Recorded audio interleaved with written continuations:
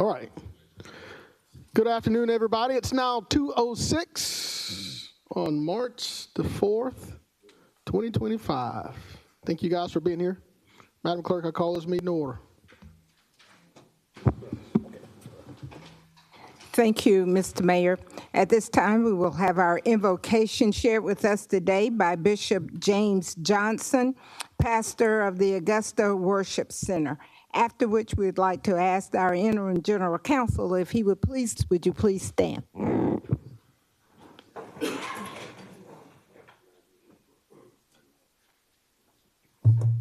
Good afternoon.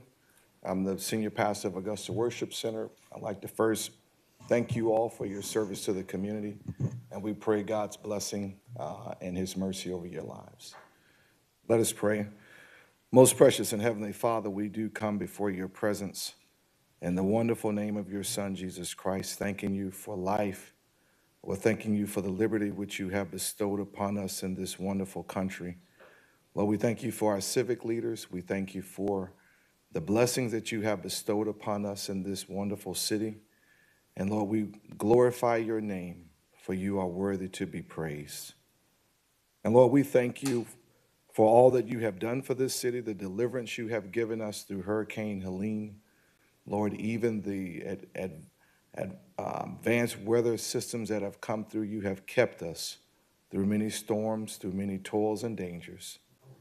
And Father, we glorify you today for even it was prophesied in your word, for unto us a child is born and unto us a son is given.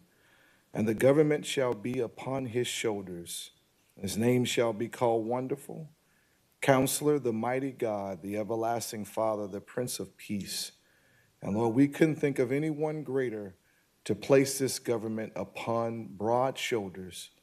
And Father, we want to thank you today, and we pray that the God of our Lord Jesus Christ, Lord, you are the Father of glory, that you would give unto these civic leaders today the spirit of wisdom and revelation. Lord, let even the eyes of their understanding be enlightened, even unto the matters that are pertaining unto this great Augusta community. Father, we pray for mercy and grace. We pray for peace and protection for each of them and their families. Lord, we extend our prayers today even for the vulnerable of this city, the families, Lord, those suffering homelessness, those suffering hunger. Lord, deliverance for those that are addicted. We pray for the future of this city, our youth, Lord. And Lord, also our military, our law enforcement, and our first responders, and our public servants, Lord, and our citizens. We pray that you would be pleased with each of the proceedings that go forth today. Lord, let every matter be brought with peace. Let it be brought with patience, Lord, and understanding. And we pray that you would grant them the wisdom and knowledge that they would lead us into the paths of righteousness and all truth. And we ask these and all other blessings in the name of your Son, Jesus Christ. Amen. Amen.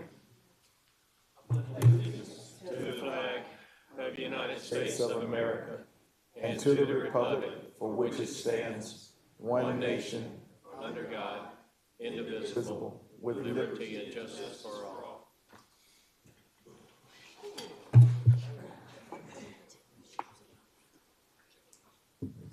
Reverend Johnson, please stand. Thank you so much for taking the time and come out to pray for us as well as our community. That was a stirring, heartfelt pledge and honor to God, words spoken on our behalf. Thank you. We truly appreciate your consideration, and we value the spiritual insight and your guidance that you shared with us today. Thank you so much. By these presents be it known that Bishop James Johnson, pastor of the Augusta Worship Center, is our chaplain of the day. May his spiritual guidance and civic leadership serve as an example for all citizens of Augusta. Given my hand this 5th day of March, 2025, Garnett L. Johnson, Mayor. Thank you again so very much.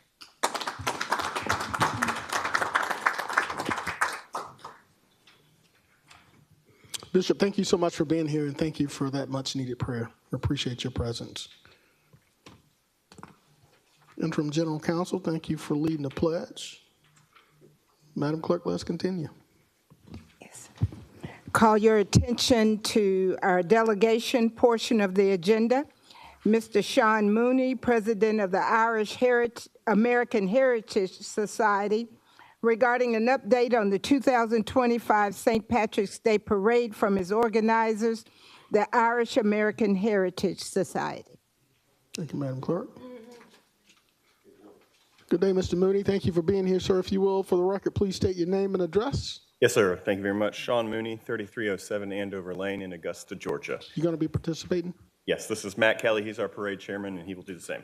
All right. Matt Kelly, 309 West Forest Avenue, North Augusta, South Carolina. You got it. You guys have the floor. Thank you, Mr. Mayor, esteemed commissioners. My name is Sean Mooney, and I have the privilege of serving as the president of the Irish American Heritage Society. Alongside me today is our parade chairman, Mr. Matt Kelly, who has been working tirelessly to make this year's St. Patrick's Day Parade a great success. On behalf of our nearly 600 dues-paying members, I bring you the warmest Irish greetings and heartfelt thank you for allowing us a few minutes of your time. Since our founding in 1978, the Irish American Heritage Society has been dedicated to celebrating, preserving, and sharing Irish culture with everyone in Augusta, whether you're Irish by birth, heritage, or simply at heart. Over the years, we've grown not just in numbers, but also in our commitment to community service. In the time since our founding, we've offered scholarships to local students, volunteered in lockstep alongside other cultural organizations, and kept our focus on bringing people together through the spirit of Irish fellowship. Our hallmark, of course, is our St. Patrick's Day celebration, one of the largest in the Southeast. But we don't stop at just one event. Throughout the year, we collaborate with community leaders and businesses, we volunteer at many local causes, and we share our traditions through educational talks, cultural demonstrations, and yes, even through our award-winning Irish whiskey cakes at Arts in the Heart. We believe culture is at its best when everyone feels welcome to join in. Speaking of our events, this year's St. Patrick's Day festivities promise to be especially exciting. On March 17th, rain or shine, bagpipers, dancers, performers, dignitaries, floats, and car clubs will fill the streets, creating a joyful celebration for all things Irish. We are looking forward to honoring this year's dignitaries, our Grand Marshal, Mr. Ray Brady, our Irish Lady of the Year, Philomena Mooney, and our Irish Family of the Year, the Thomas Poteet family. We hope you'll come and experience it firsthand. There's just something special about seeing downtown turn a festive shade of green that reminds us how supportive this community can be. On that note, I'd like to express our sincere gratitude to Augusta Traffic and Engineering Department and the Sheriff's Office for helping us bring the parade back to Broad Street. With construction on Upper Broad well underway, we know it's a challenge, but their collective effort and dedication has paved the way for our local businesses to still benefit from the increased foot traffic while ensuring everyone's safety. As you can see from the papers that I did leave on your desk, this year's route allows for more accessibility for the businesses and even greater experience for all who attend. We also want to thank the Commission for your continued financial support, which keeps community festivals and cultural events thriving. Your investment in local initiatives like the St. Patrick's Day Parade benefits small businesses and enriches our cultural life, and it bolsters our tourism. To that end, we wholeheartedly encourage this body to continue funding the City Festival and Events Grant Pool that is managed by Destination Augusta. We are great supporters of this funding mechanism, as their team has put together a wonderful process that is clear and easy to navigate. Continuing to fund this pool means supporting more than just our parade. It means uplifting a whole host of events that bring energy and vitality to our city. In closing, I warmly invite each of you, Mr. Mayor, our commissioners, and the entire Augusta community to join us on Monday, March 17th. Enjoy the music, partake in the parade, or simply embrace the spirit of friendship and camaraderie that comes when we gather and celebrate our shared heritage. It's an opportunity to strengthen the bonds that make Augusta a wonderful place to live, to work, and to visit. If anyone would like more information about this parade or to register to participate, we encourage them to visit our website, which is www.iahsaugusta.com. And on behalf of the Irish American Heritage Society, we thank you for your support, for standing with us in achieving our goals throughout the year. And may the luck of the Irish be upon you, and may our collective efforts continue to make Augusta shine for many years to come. At this point, we are both happy to field any questions or comments that you may have for us. Mr. Mooney, we really appreciate you coming before this body today and appreciate all the great work that the Augusta Irish American Society does for our community. This is one of our biggest celebrations of the year. Really appreciate it. Always love the opportunity of doing the wreath laying at the statue for Patrick Walsh. Yes, sir. That's in our judicial center, but really appreciate you guys coming before us and looking forward to the festivities you have planned. Colleagues, do you have any questions for Mr. Kelly or Mr. Mooney? Thank you, Sean. Thank you very much. Hearing or seeing none, Mr. Mooney, Mr. Kelly, thank y'all again. Look forward to celebrating with you. Thank you. so And if I much. can just share, go Ra Ma Agut, which is Irish for thanks a million. Got it. All right. Thank Thank you, guys. All right, Madam Clerk, before we move forward, the commissioner from the 5th has asked for a point of personal privilege, so the chair yields to Commissioner Don Clark. You have the floor, sir. Thank you, Mr. Mayor. Hey, so it's not too often that we're able to really openly celebrate and acknowledge our folks that are doing things on a national level or even international in some cases. In this case, I'm proud to announce that one of Augusta's native sons, Mr. Maurice Johnson, has amassed a level of recent success through his acting capabilities and otherwise, but his body of work is now being seen and captured nationally through a new soap opera called Beyond the Gates. And Mr. Maurice Johnson, again, is a proud graduate of Glen Hills High. His parents and his family hailed out of Laney High, and they still live to this day in District 5. But this isn't a plug for District 5. This is a big, huge plug of acknowledgement for Augusta, Richmond County, as one of its native sons has amassed a great deal of success and proudly acknowledges his lineage, his birthright, Augusta, Georgia, with everything he does. He's been in a number of films, he's been in a number of productions, but this one we're very proud to announce that Mr. Johnson always wants to share his success and always wants to share his capabilities and access with the Augusta, Richmond County area. So this Friday at Henry Brigham Community Center, we'll be having a watch party to watch one of the episodes that our very own Maurice Johnson will be participating in. So for those that have some free time, the doors open at 12:30. The episode viewing will start promptly at 1 p.m. Ms. Tamika Williams, our Director of Parks and Rec, told me we are starting promptly, Commissioner Clark, at 1 o'clock. So if anybody's late, they'll have to catch up later. But no, seriously, want to shout out this young man and his accomplishments. Definitely his family as well. He comes from an amazing family who is super proud of him, just like our city is as well. So if you all will help me, please openly acknowledge and celebrate Mr. Maurice Johnson through your viewership of watching the show each and every day. I'm not a soap opera fan myself, but my wife ensures that I watch it every night because she records them. And then I have to pretend like I'm not interested watching it. But no, we watch it at night as well. So again, just wanted to shout him out and thank him for all the success and invite everyone to the watch party that we'll be doing this Friday at the Henry Brigham Community Center. Thank you, Mr. Mayor. Thank you, Commissioner Clark. And Beyond the Gates, again, it's a great local Augustan, Maurice Johnson. So if you have the opportunity, please watch the show, see the work that Mr. Johnson's, how he's representing the city of Augusta around the country. Madam Clerk, I think that takes us to the consent portion of our agenda. Yes, sir, Mr. Mayor. Our consent agenda consists of items 1 through 20, items 1 through 20.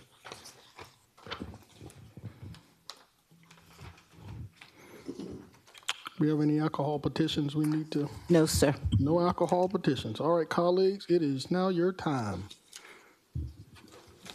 Got mighty quiet. All right. Chair recognizes Commissioner from the 5th, Commissioner Don Clark. Mr. Mayor, I have a comment about number 13, so I'd like to pull that for comment. All right, number 13, Madam Clerk, is being requested to be pulled. Chair recognizes Commissioner from the 8th, Commissioner Brandon Garrett. Motion to approve the consent agenda as presented. Second. It's been a motion, and then there's a second by Commissioner Rice. Madam Clerk, seeing no colleagues in the queue, we're ready to vote.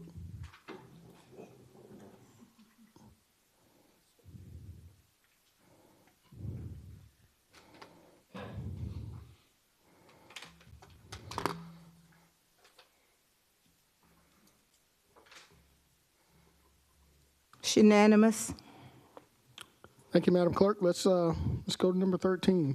Item 13 is a motion to approve a community partnership to provide 50% of funding with the City of Augusta, supplementing 50% to refurbish the landscaping and trees within the gateway of Wheeler Road from I-20 through the Bobby Jones corridor. Thank you, Madam Clerk. Chair recognizes Commissioner Don Clark. So, Mr. Mayor, I'd just like, if you could add some additional kind of clarity on this one. I think it's important whenever we have a situation like this that we give regard, but more importantly, provide clarity on the specifics of this, and I know you have it. Certainly. Commissioner Clark, certainly thank you. Colleagues, on behalf of the City of Augusta and the Mayor's Office, we thank you for consenting and approving this item. As you know, there are approximately 5 of our most important gateways that are maintained by a community partner in an effort that's led by Great Augustan. His name is Barry Story. As a result of the storm, as you can imagine, you saw pictures where several of the trees in the median were literally ruined, and he reached out on behalf of his effort to make the gateway presentable, not only for Masters, but for all of Augusta. So through his goodwill, he went in and cut the trees that were damaged, and he has pledged to re-beautify that gateway. I did speak in one error in that I was under the impression that he would replant the trees, but as I understand, the trees are really, really expensive, so we're going to ask Dr. Malik in engineering on perhaps how we get them replanted at some point, but he's going to remove all the stumps. He's going to take all of the trees out. He's going to refill the holes and plant sod until we get to a point to where we could replant the trees. So he's going to re-beautify the area. He just asked for us to pay for half of the cost of doing that. And I'm going to ask Attorney Plunkett to provide some insight as to how we're going to do it. Mr. Mayor, one of the issues was we looked for an agreement with Mr. Story or any of his companies, and there are several that are out there. One is for Alexander Drive, one is for 15th Street, but we did not find one for this particular corridor. And so what we suggest is that the sum, the half, the 50%, or $16,730, be paid to the Garden City Improvement Fund.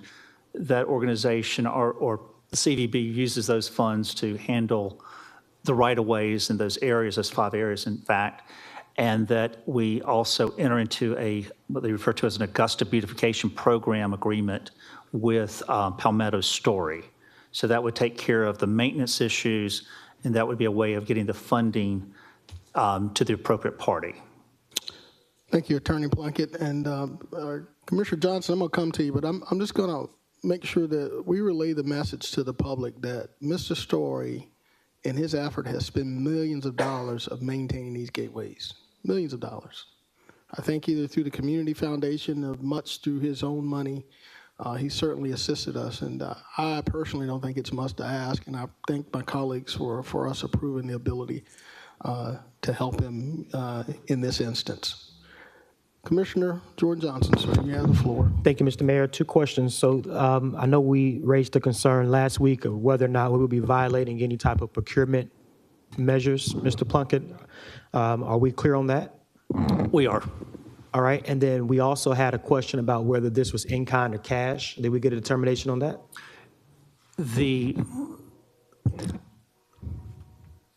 There's cash at this point in terms of contribution to the Garden City Improvement Fund. So those would actually be, I talked to the administrator, that would be coming from contingency. The trees down the road could be considered an in-kind contribution. But of the approximately $33,000, it would be cash from Augusta and cash from Mr. Story to fund everything. And the Garden City Improvement, say that again, Garden City Improvement Fund? It's the Garden City Improvement Fund. It's a fund within the CSRA Community Foundation. There's a fund that's been established, mostly funded by Mr. Story. The CVB manages that and authorizes the expenditure of the funds, and the foundation cuts those checks for anyone who does work on those roadways. All right, thank you. Thank you, Commissioner Johnson. Sarah's going to recognize Commissioner Catherine Smith Rice, but as I do that, Dr. Malik, can you come up? I just have a question regarding the trees.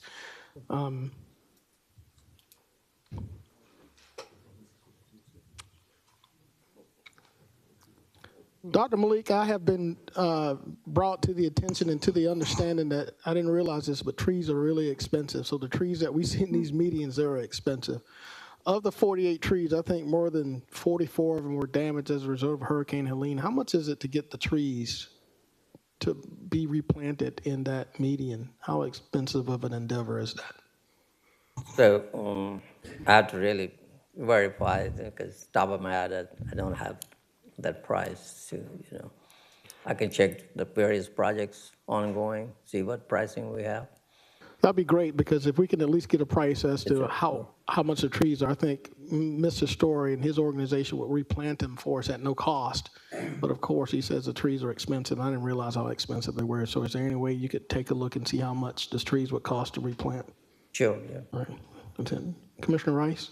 Thank you, Mr. Mayor. I'm going to piggyback off what you said. I know that Mr. Story, I know him personally, and he has done a great deal of giving back to this community. I know that he handles the median down on, is it right there at East Boundary coming in? That is correct.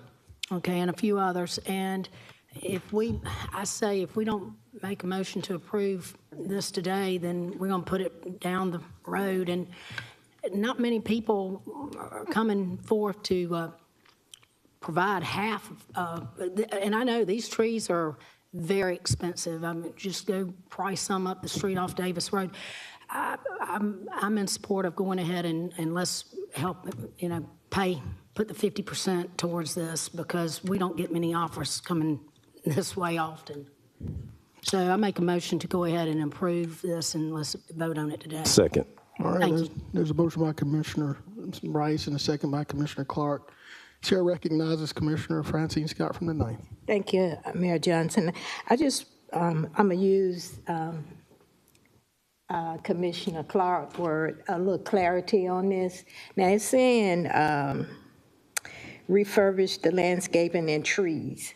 So they're not going to replace the trees, is that correct? There's something, we are actually going to pay for the trees. So we're going to give 50%, which is how much? And then we're going to also pay for trees to be planted. So the 50% is for the stump removal of more than 40 trees that are in the medians. And as you can imagine how expensive that is to go down Wheeler Road, there's approximately 44 stumps that are there now that will have to be removed. And he's going to haul dirt in to fill in those holes, and temporarily he's going to add sod back. We had a discussion about the trees, and he said, well, Mayor, I can't afford, the trees were originally planted by the city of Augusta. We maintain the gateway. However, if you were to provide the trees, we would certainly plant them and make sure they get replanted. And if we were to have to replace trees, I've heard anywhere from $200 to $500 to $600 a tree. So you multiply that by 40. I mean, potentially it certainly escalates the cost substantially. So I think that was his concern around the trees. Does that answer your question, Commissioner Scott? Yes, sir. All right, thank you. Commissioner Wayne Guilfoyle. Thank you, Mr. Mayor. I guess this question would be for, Malik. Malik, can we, with this FEMA, can we apply for a reimbursement due to the damage of the trees was done by the storm? They no longer feasible to use. I mean, no different than the trees that fell in the canal, the trees that fell in our ditches and retention ponds. We actually using FEMA money to be reimbursed. Is that correct? So, I mean, we can check with the Tetra Tech, but these trees are different than the tree in the waterways. It's two different category of the trees. But- So it's a right-of-way tree like other trees, which we are doing as a vegetative debris removal. So, But a damaged tree is a damaged tree. We're no longer, I think Steve is standing up behind you. I guess he's ready to respond. Hopefully something better, something good. But we're going to get AB up here. How's that? I'm having GMC check into it, and I talked to Series about it. My understanding is that trees, the stump removal and extraction it's got to be more than 24 inches for it to be eligible for that. But that even if we paid for it like straight up, it would still probably be cheaper for Series to do it as an ineligible cost as opposed to them hiring somebody. We were going to look at each one. I didn't know Mr. Story was doing that, and Jim, as far as all these old agreements, I think I got a lot of those things. I worked with Mr. Story back in 2009 with Alexander Drive. Well, all these things. I think I got the stuff from Wheeler Road, but no, we'll look into it. But I'll get with Mr. Story and see what else we can come up with. Because no, I agree with you. Because the debris from the trees was cut and tossed, and that's eligible from like as far as what was cut out and put on the street. So we're able to remove that. So I want to. The stumps has been one of the things, we know that's the last thing coming through, but that area we want to look at accelerating. So I'll talk to him. I'll come up with, get with Dr. Malik, and we'll see what we can come up with a plan. Thank you, Mr. Mayor. Thank you, Commissioner. All right, colleagues, there's a motion and there's a proper second. And Steve brought up an interesting point. Coming back to you, okay. Commissioner, that these trees that were cut, that were damaged as a result of the storm and cut, Mr. Story and his organization did that. They did all the cleaning up. So I don't know how many dollars that, he encumbered by doing that, but he's been maintaining the gateways and doing a phenomenal job at it. Commissioner Catherine Smith Rice from the 3rd. Thank you, Mr. Mayor. I'm going to modify this motion and modify it to have the mayor sign an agreement with Barry Story, but may I read the motion out, the modified version? Okay. This would be motion to authorize the mayor to execute an Augusta beautification program agreement with Palmetto Story regarding the landscaping and maintenance plan for the Wheeler Road corridor, and to pay to the Garden City Improvement Fund sum of $16,730 for the removal and installation of landscaping along the Wheeler Road corridor. All right. Not good? There's the motion. You don't have a second.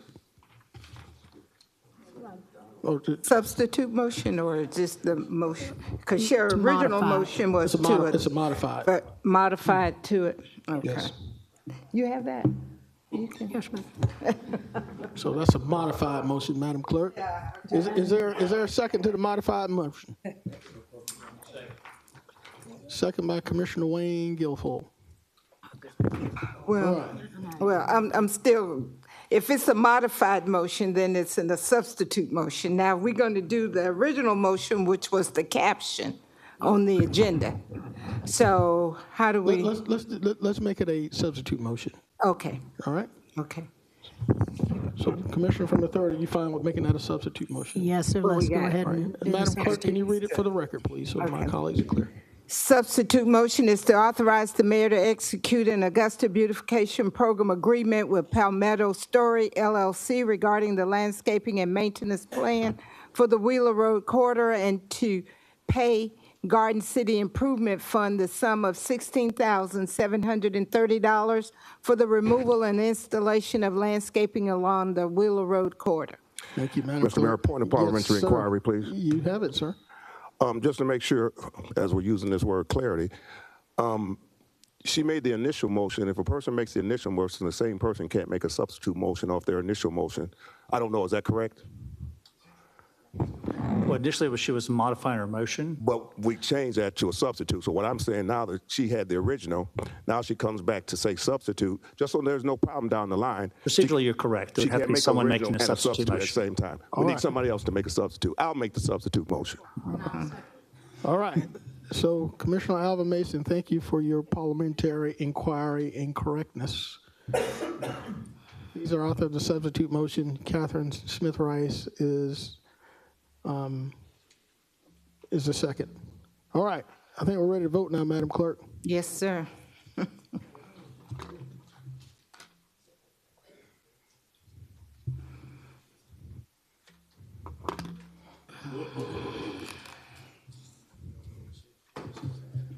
Okay.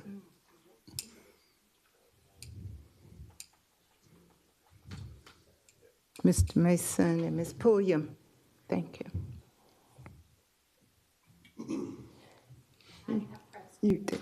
Okay, thank you. It's unanimous. Thank you, Madam Clerk. And we'll have Mr. Story and his organization come before us because they do great work throughout the community, and we want to try to help them where we can. Madam Clerk, let's move on. I think that takes us to number, 21. Yes, sir.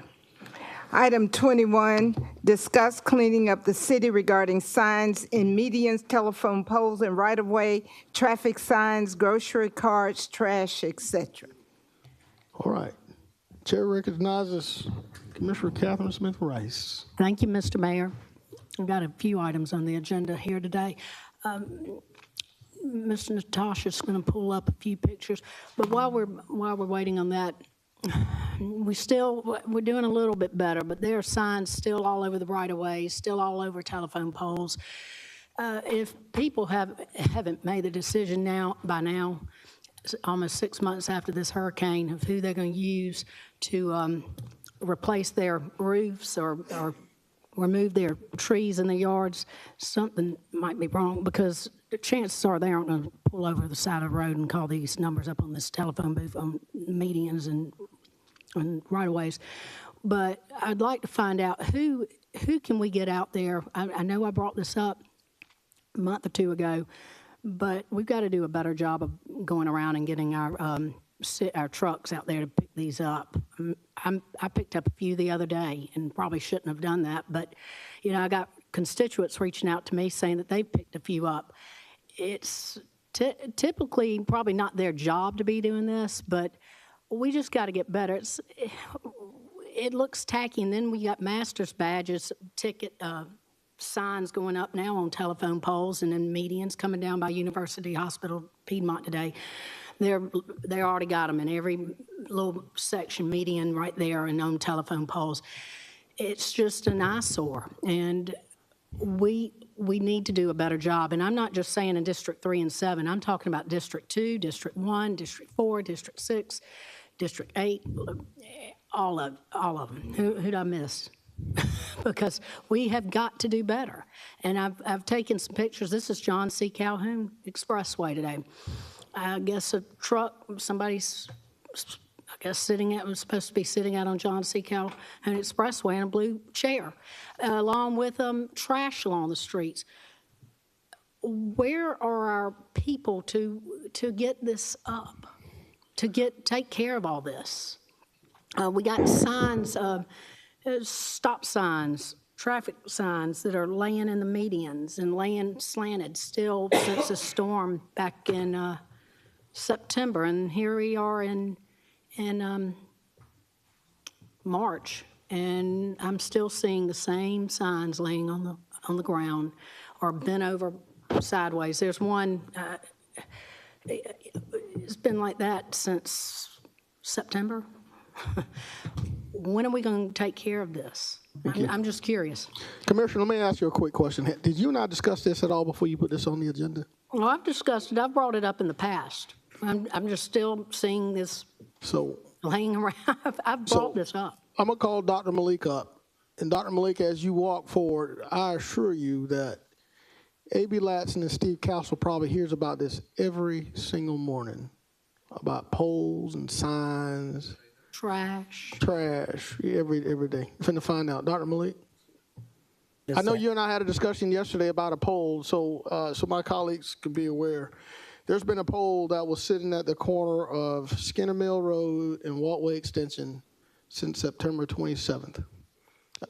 About day 4 or 5, because the pole was brought down and had a bunch of lines, I said, please take the pole out of the road. So they moved the pole out of the lane of travel and left it against the curb.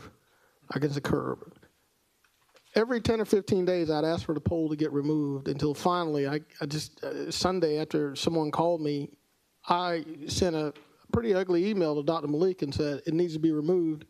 Yesterday, it got removed before lunch. I told him that's unacceptable.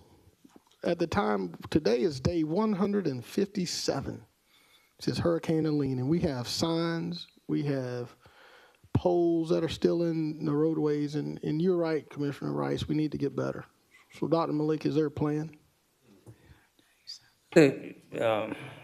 We're working through the workforce engineering has. There's let's pick up the sign. There's only 3-man crews. So far, over 2,000 traffic signs has been, repaired or replaced. So the priority goes in a way,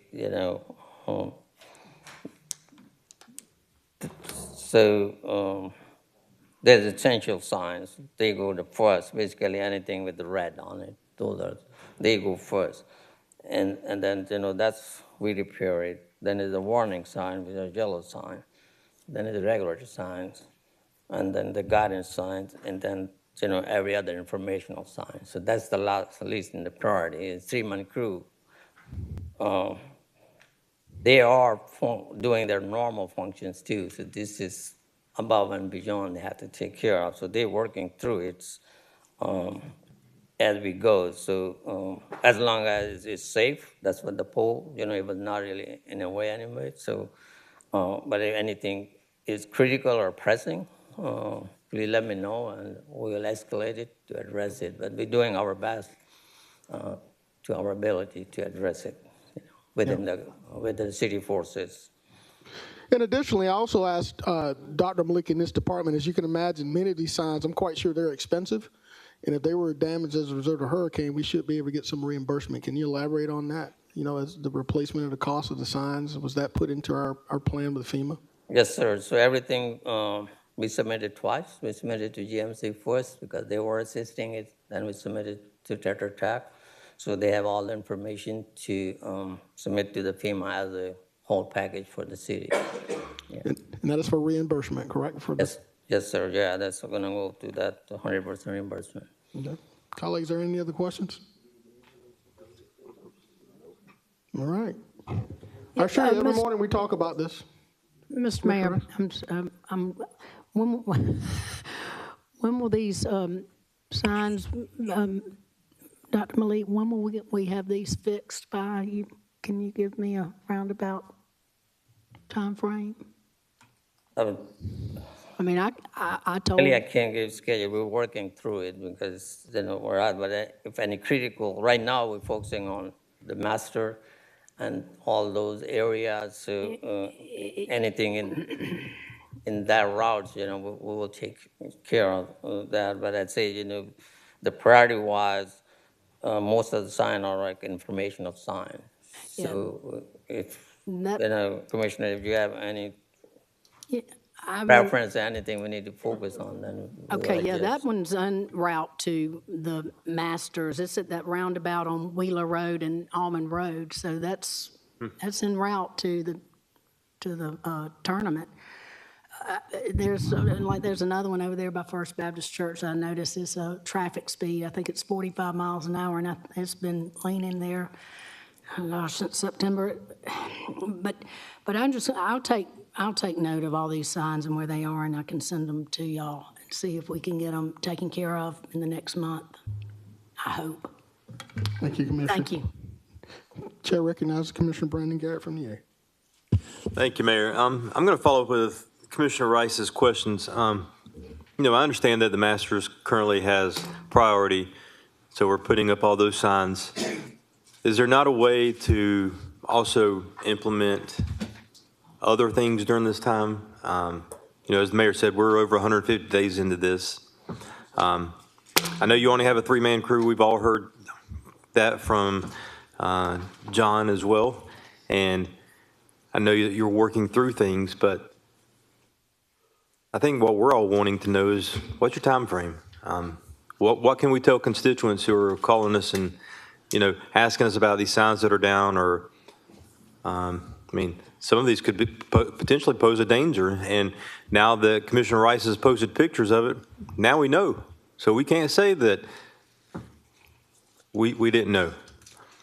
So I'm just trying to get my head around this and what is the plan? We're doing best with team and crew. I can compile all the information, get the contract cost, and bring it back to this body. Thank you, Commissioner. Chair recognizes Commissioner from the 1st, Commissioner Jordan Johnson. Thank you, Mr. Mayor. Dr. Malik, does the restoring of these signs require any additional manpower, equipment? Do they have to be reordered? What's the process for getting those signs reinstalled?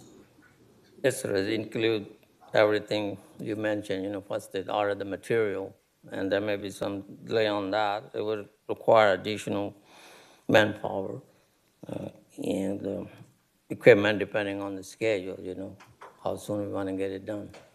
And then as far as the signs and the median goes, and I've seen signs on telephone poles, are we able to just go ahead and direct the marshal's office to get that stuff cleaned up? Or either the marshal's office or code enforcement? We should, but I don't think that's a marshal's question and not a Malik question.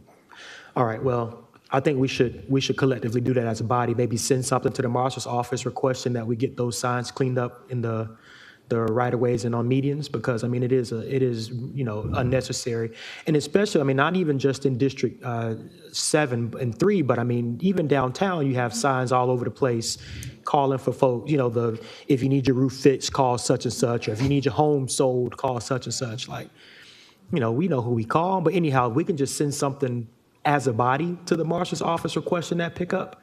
I think that would be helpful. But Dr. Malik, if I'm not mistaken, did I understand you correctly when you said you're going to get a cost for reinstalling these signs back before the commission for approval? Yes, sir. If we have to accelerate the schedule. Do we have a time limit so we can expect that maybe next commission or next committee before the engineering department, the engineering agenda or something like that? Yeah. Yes, sir. I can bring it back. I think it's the May next committee. Okay. Or probably full commission, maybe. Okay. All right. Probably full commission. Yeah. Thank you, sir. I think Thank you, that's April 1st. Yeah. Okay. Thank you. April 1st. Yes, sir. Thank you, Commissioner Johnson. And Dr. Malik, we have pickup trucks riding around this county every single day. I would imagine that if they see a sign, can't we just ask to collect the sign, note where it is? Let's at least get it off the side of the roadway. Is that, regardless if they work for engineering or public works, it should be some teamwork to say that here's a sign that lies on the side of the road. Can we at least pick it up and deliver it to engineering and say, I got this from the corner of Walton Way and Wheeler Road? Is that possible to do? Yes, sir. Whatever this body directs. Okay, well, I think we should direct, let's try to, if they're loose, I'm not asking anybody to replace any signs, but if they land on the side of the road or in the roadway, we should be able to at least pick them up and deliver them to your department or wherever they go. Yes, sir. All right. Director Delaney? No. Good afternoon. I have with me our manager who's doing the sign pull-up, and I'll let him give you a briefing on the regular signs and the stuff that's on the telephone poles. Yes. So just to follow up with Commissioner Johnson's comment about the telephone poles as well. Code enforcement has done 2 sign poles, one in December, and then one just as recently as February of this month, and encompassing of a total of 2,499 signs have been pulled up off of the median, the right-of-way, and the telephone poles. And then also we've covered a total distance of 278 miles of roadway within these 2 sign poles. Yes, sir, Commissioner Johnson. All right, thank you. So this is good information to know. This is really good. I think this kind of stuff should be added to the 8 a.m. briefings that the mayor and the administrator and everybody's having, so we can get an understanding of like this kind of cleanup. I think that's helpful. Secondly, like what process are y'all using to do this? Is it just like is it a task force that these two departments have created, or do you all just kind of ride around? What's the process that you're using to go out and pick these signs up? It's through field observation. The inspectors or the code compliance officers are out there riding around every day, and they report back to the need, and then we develop our areas through that. Okay.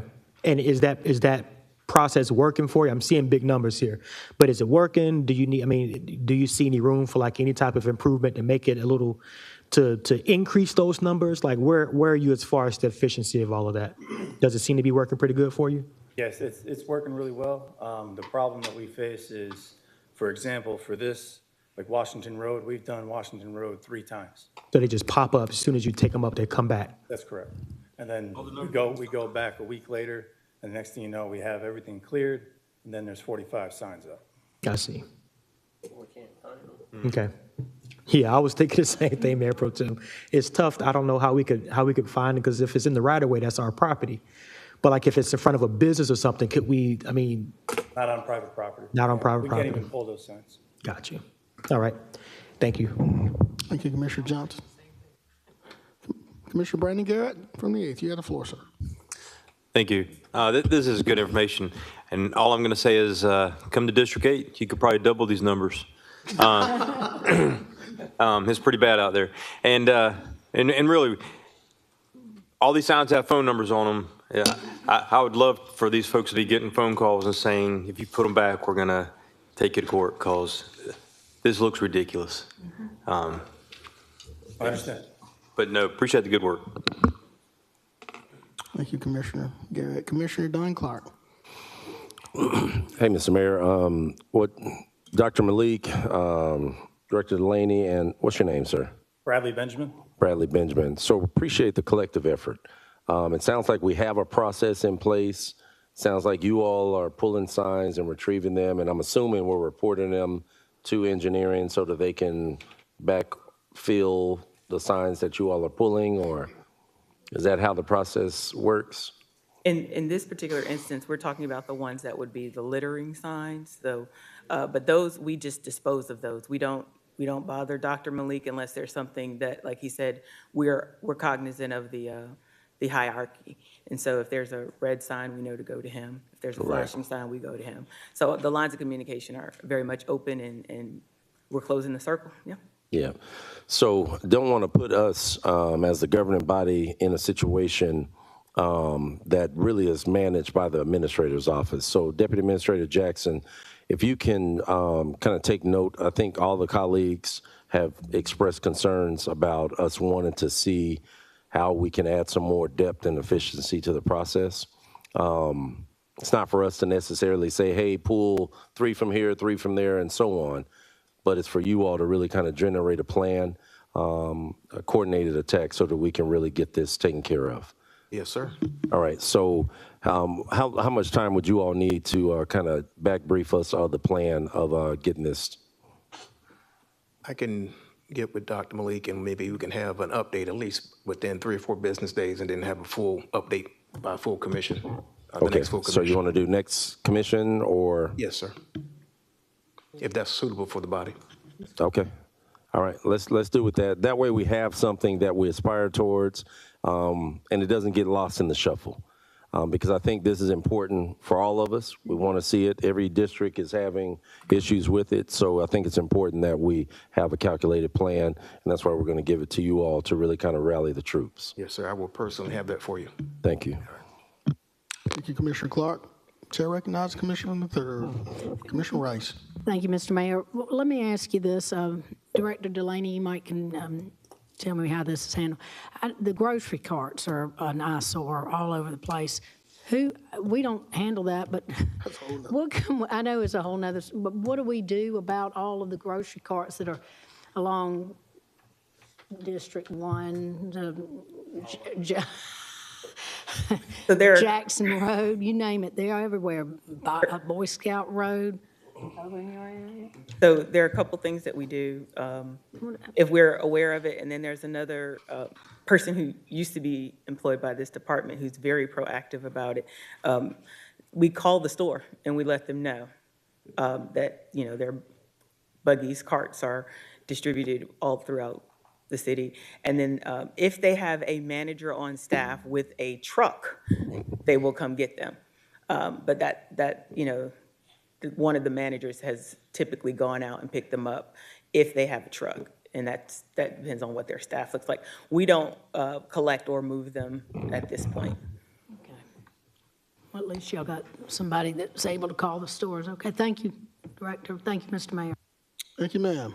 All right, Commissioner Clark, I see you in the queue, but I think you've already. No, I'm in the queue, Mr. Mayor. All Yeah, right, just last point, Deputy Jackson, can you include as well, if you all can look at some of the ordinance, because I think a lot of this really goes towards the fact that if the ordinance isn't updated or strengthened enough, it really kind of limits you all from a punitive standpoint or holding folks accountable. So if you all, when you're bringing the plan back to us, let us know if there's some specifics in the ordinances that we need to update that gives us more kind of teeth towards the enforcement of this. I think all of us are in full agreement. We need to clean our city, but we also need to hold people accountable. We do that through the ordinances. If there's any type of recommendations that the staff has, please include that with the update that you give us, along with what particular pointed changes that need to be made in the ordinances. Yes, sir. I will get with the legal department. Thank you, sir. All right, colleagues, I think that's everybody. We want to just receive this as information without objection. Any objection? Hearing or seeing none, Madam Clerk, we're receiving this as information without objection. All right, let's move on to number 22. Item 22 is to schedule a workshop date to discuss updating and revamping the historical preservation ordinance. Commissioner Catherine Smith Rice. Thank you, Mr. Mayor. Y'all gonna be ready to get me out of here in a little bit. Here we go.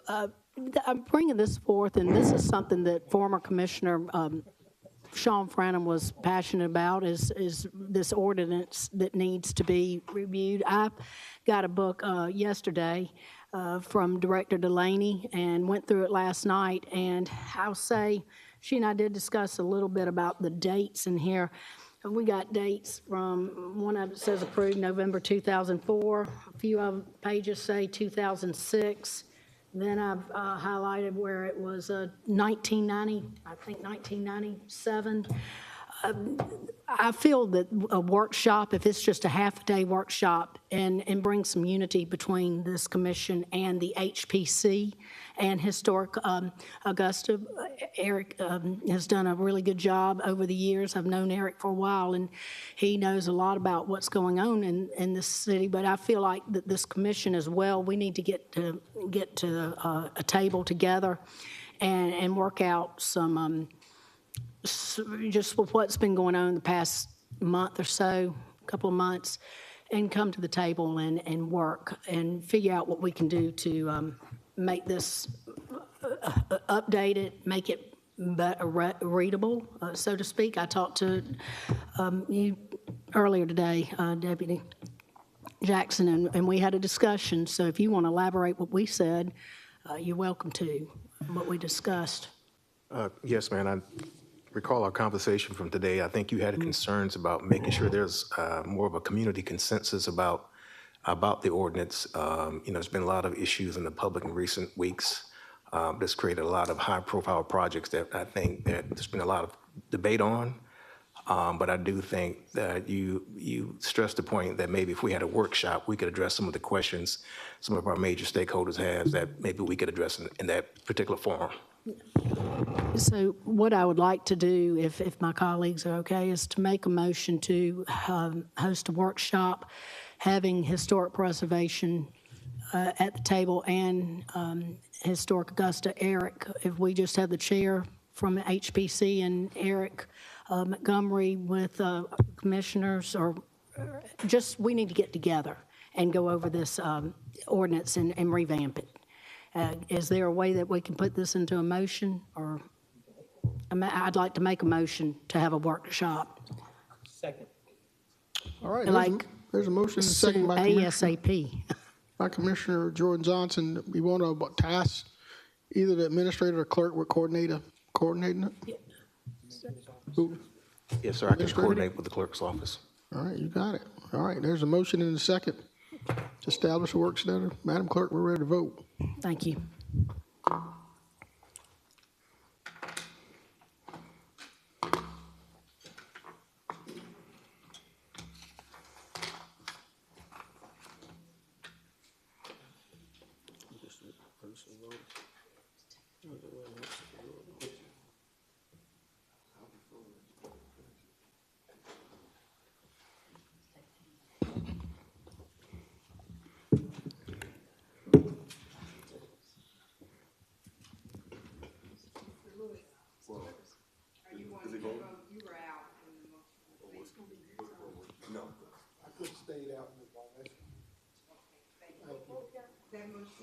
Carries with Mr. Lewis and Mr. Clark out. Thank you, Madam Clerk. Let's move on to number 23. Item number 23 is an update from ISM on the storm debris pickup. Thank you, Madam Clerk. I think this was requested by Commissioner Mason. Sir, you have the floor. Thank you, Mr. Mayor. Understanding that there's briefings that are being done, several ones in the morning and other briefings that are being done, but for the public, though, I wanted to bring this forward so those that are out there looking out in, on the internet and so forth can also hear from the players that are involved. I know we get our briefings, the administrator get theirs, Mayor, you get yours, and so forth. But there's a couple of things that I wanted to bring to the attention when we talk about debris. And we don't need a high-level SES briefing. That's not what I'm looking for. Doesn't have to be overly long, but there's a couple of things first before we even do any briefing that I want to bring to the forefront. The question of the word debris. There's been some questions about what does debris consist of, and some are considering debris just consisting of the trees and the limbs. But I would like for you to just first and foremost, from your standpoint there, Steve, what does debris consist of? From a hurricane standpoint, for a disaster? Yeah, as far as what we're dealing with, you've got the vegetative debris, which is the trees. A separate pickup is actually the root balls, because they tear up the grinders, so they separate those at the debris sites. And then you have construction demolition debris, like not signs, but like fences. And you know, if you've had a tree fall through your house and rain damage, you get the stuff out on the street. So, and those are all separate pickups. So roofing, shingles, siding, that sort of thing that's come off due to the storm? Right. That's considered debris as well? Yeah, and all those things have to be associated with storm damage at best, you know, as we're getting to this point. You know, green debris is starting to get real suspicious at this point. Okay, so stop right there. One of the things that there's been some confusion about, people thinking about debris, they're thinking it's just the vegetative debris. Right. But that's not the case. And then there's been some comments that have been made that we don't pick up the fences. We don't pick up fencing. We don't pick up, you know, just the trees. Well, would you clear that up for me? Yes, we'll be picking up the fencing as long as it's you know, it's out in the right of way. But it's just not at the same time, and it's not mixed. Right. What we're coming through is we're finishing up all the vegetative debris, and then getting the root balls, and then the construction demolition debris, which will be the fencing, is coming in behind that. So it should be shortly follow. It's a little bit. We only do one pass with that, so we hold off until we're done with the vegetative first. So those that have fencing that is sitting out there now, that may have been sitting out there for quite some time, it's not that you are not going to pick it up. That's just not the phase that you're in at this particular point. Right, and that's why we've been asking people not to mix the debris, is because once it's mixed, it goes to the worst level. So anything like fencing or shingles, that has to be directly hauled to the landfill. So what is the vegetative debris, we haul that to a debris management site, we reduce it, and we haul it off as mulch. But it's very cumbersome to haul each load out to the landfill like we're having to do with the C&D, that's what we call it. Okay, and then there was some other calls I got from confusion about maybe they pruned their roses or did some chopping down of or some limbs of their trees, and they put that out there. And now this is not you. Maybe the waste management truck says, "Well, that's not us. That's debris." And then the debris folks said, "That's not debris. That would be something that the waste management would pick up." How do we square that?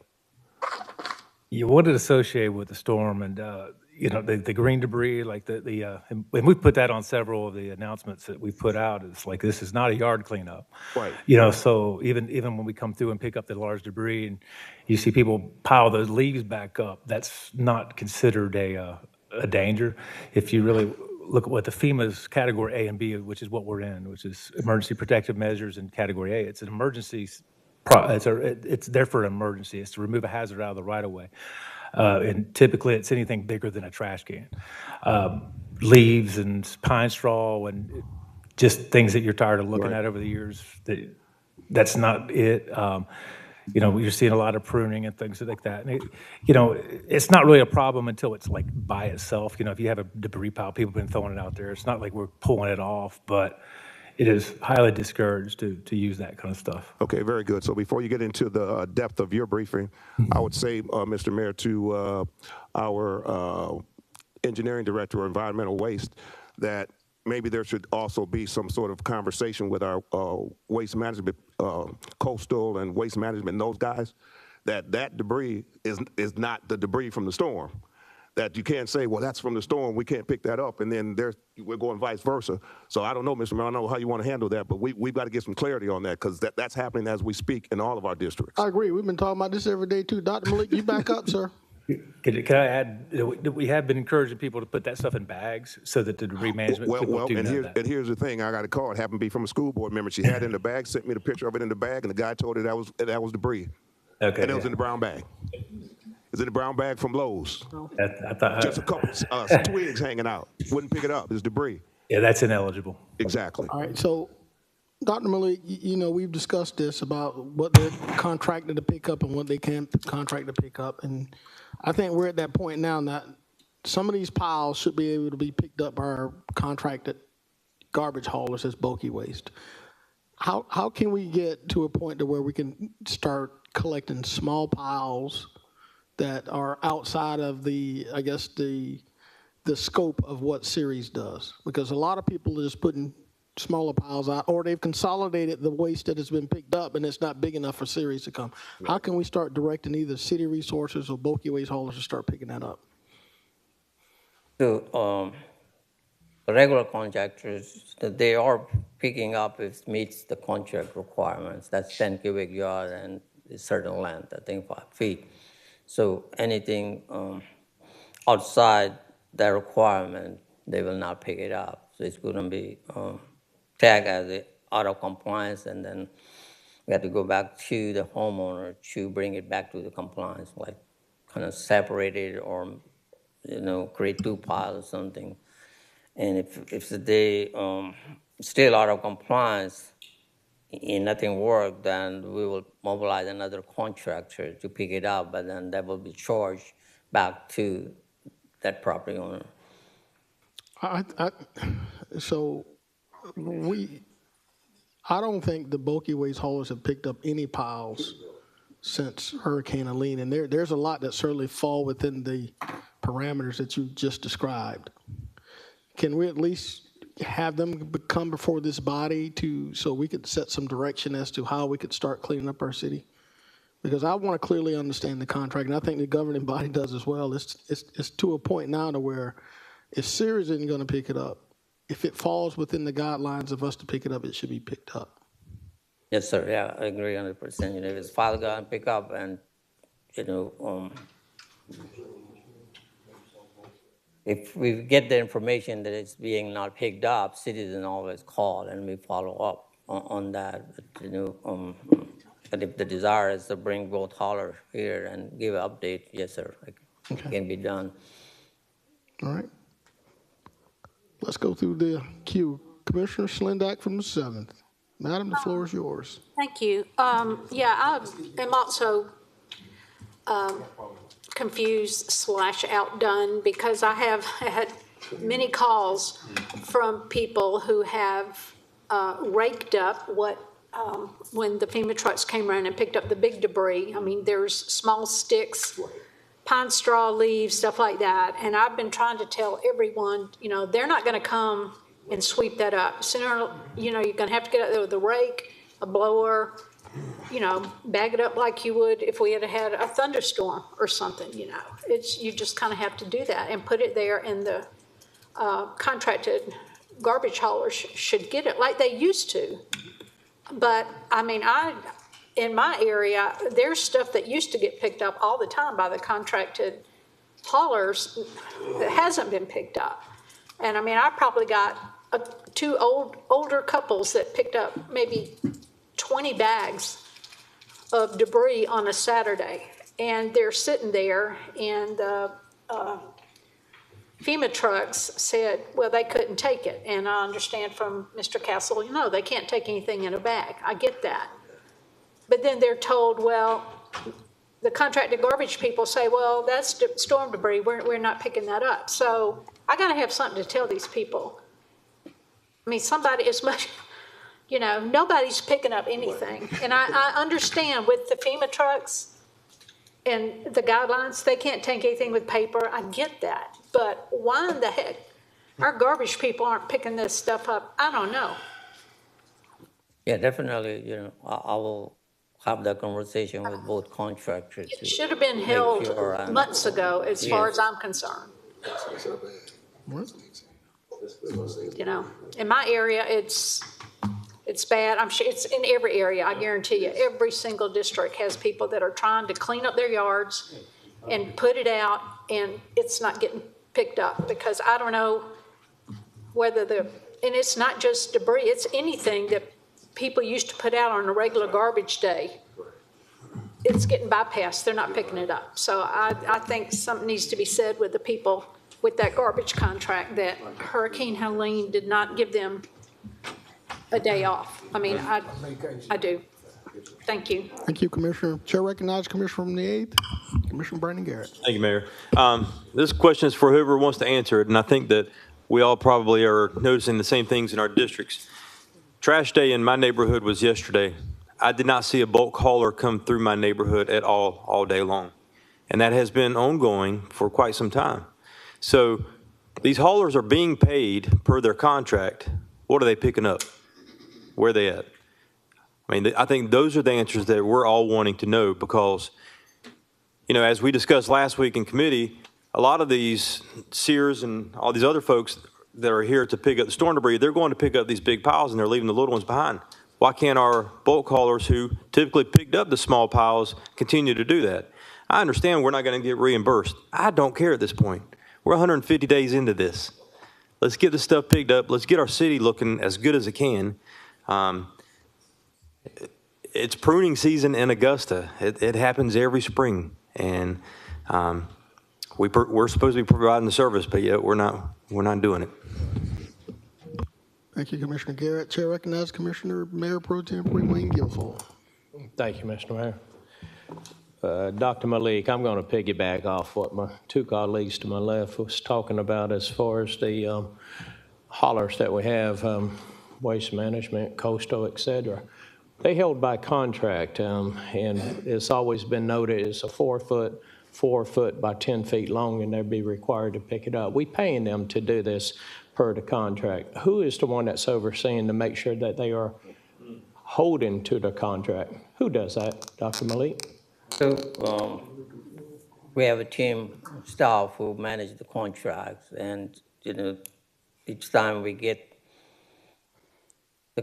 call or complaint is not being picked up, so they go out and investigate. And also the hauler, we reach out to the hauler. Hauler also has the video or the photos to kind of back up their claim, right, or dispute that. So that's the process. It worked. But I heard you all, so definitely I'm going to have a meeting with both, not both, but actually there's the primary hauler and their sub, and see how we can make sure that these files are picked up Right. And then, beyond that, then basically, we have to mobilize other contractors. Dr. Malik, I appreciate everybody that's involved to make sure that every bit of debris since the storm hit. And Sari's done a wonderful job. ISM been overseeing. And that kind of took the burden off of engineering somewhat. But engineering still has a responsibility. We 5 months into this, and now we're going to address it. 311 should have been wore out because they only answer 85% of the calls. And so the other 15% can't get through for other issues because probably, like Commissioner Brandon Garrett was talking about, nobody even picked up his road yesterday. So we're going to have to do a better job on that, holding the vendors accountable per contract. They signed a document no different than we did. There was an agreement in place. I did ride down Barton Chapel Road heading to work this morning, and I seen a contractor cutting up a pine tree, and I'm sitting there going, I'm looking at the green leaves. I said, they ain't going to touch this. So how do we handle this where we still got people cutting down trees that's already been hit twice, the areas that's been hit twice? So how are we going to overcome that challenge? This is for ISM, Steve Castle. Thank you, Commissioner, and that takes us back into where we started with Hurricane Helene debris process. Mr. Castle. Yeah, when you give me a call, I either go check it out myself or, but pine trees are a little bit different because they can be damaged and still be green. Okay. Same thing with magnolia trees. So, I mean, it's, but, there are some stuff that's fresh cut and you see it. I saw some stuff marked on one of the roads and they actually hauled it off themselves. But yeah, I mean, okay. It's a little late right now for storm debris, but I'm not saying that there's not any. I just want to make sure because me riding by there, it's going to be an eyesore for the area around there. We definitely need to get the word out that that stuff. All right, how are we going to handle commercial properties, apartments? If you go down Center West Parkway, Wheeler Road, outside these apartments, big debris piles. You go down Pleasant Home Road, big debris piles. So you had stated halfway through our process that commercial properties was not involved. I believe Sean Franham had inquired about that, and that caught us sideways. So how are we going to hold apartments, commercial properties accountable for picking up their debris, Steve? Well, I mean, I've said it from the beginning. I mean, it wasn't, commercial was not eligible. Now, we do have some special circumstances that I've been working with the hauler as well as our monitor because they look at it as the determination of the area, whether FEMA will, whether we pick it up or not, it could be deobligated and we would have to pay back money for that area. But like Wheeler Road, for instance, I've actually debated with them that a lot of that debris came from the median. The trees we were just talking about with Mr. Story, those are our trees. They were put there during the cut and toss. They didn't come from those properties. We've had a lot of illegal dumping that's going on that, that it's not fair. You see it right there at George C. Wilson and Wheeler Road. There's a big pile right there, and they declared that at one point commercial. So I've gotten a lot of those removed because they had made the declaration of being commercial. Some of our townhome complexes up in District 7, especially up in 707, they look like apartment complexes, but they're actually townhome units. And so we've had to go back and get those reevaluated and picked up. So I'm working with them on those areas because I'm with you. It doesn't make sense to me, especially when somebody gets illegal dumping in the front of their. I know there's a couple. So I need to retract what I sent that lady the other day. Then what you told me No, about commercial property. We're looking through it, but yeah, commercial property is ineligible. But I'm trying to get as much as I can to be eligible because some of it, like you said, is just going to sit there. All right. Final questions. With this havoc of the storm, we got the retention ponds. I had a phone call yesterday at Park Place where the trees are leaning probably at a 30-degree towards the lady's house, knocked down the fence. It becomes a safety issue. And my colleague to my left, Tina Slendak, actually had forwarded it to Malik's office.